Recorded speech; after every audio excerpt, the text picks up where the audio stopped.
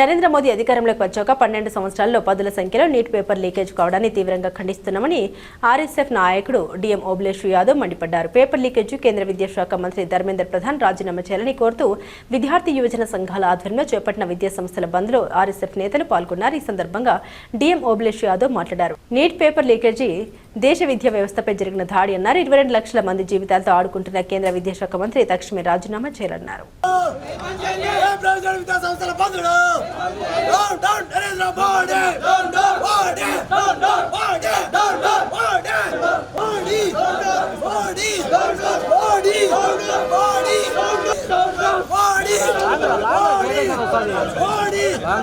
కేంద్రంలోని నరేంద్ర మోడీ సర్కార్ అధికారంలోకి వచ్చిన 12 సంవత్సరాలలో పదుల సంఖ్యలో నీటి పేపర్ల ప్రశ్నపత్రాలు లీకేజ్ జరిగాయి.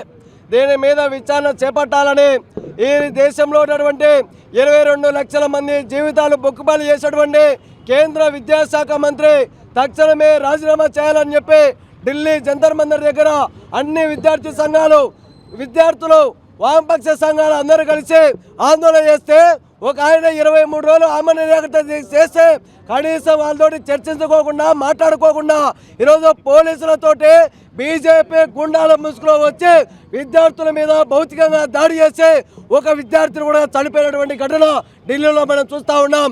వీటి మీద మొత్తం 2 తెలుగు రాష్ట్రాలలో అన్ని విద్యార్థి సంఘాలు, వామపక్ష విద్యార్థి సంఘాలుగా ఇక్కడ బంద్ నిర్వహిస్తూ ఉంటే కూటమి సర్కారు ఈరోజు పేరెంట్స్ మీటింగ్ అని చెప్పి దొంగ నాటకం ఆడుతూ ఉంది. మేము అడుగుతూ ఉన్నాం, నువ్వు కూటమి సర్కారుగా అధికారంలోకి వచ్చి బీజేపీ చేసినటువంటి ద్రోహానికి మోచేతి నీళ్లు తాగుతూ ఈ రాష్ట్రంలో విద్యా వ్యవస్థ సర్వనాశనం చేయడం కోసం ప్రయత్నం చేస్తున్నావా అని చెప్పి చంద్రబాబు అడుగుతూ ఉన్నాను. తక్షణమే అతను రాజీనామా చేయాలి.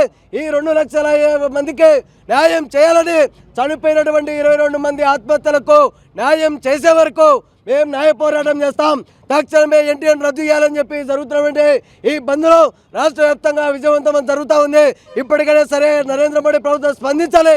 ఈ కుటుంబాలకు, విద్యార్థులకు న్యాయం చేయాలని చెప్పి ఆర్ఎస్ఎఫ్ డిమాండ్ చేస్తూ ఉంది.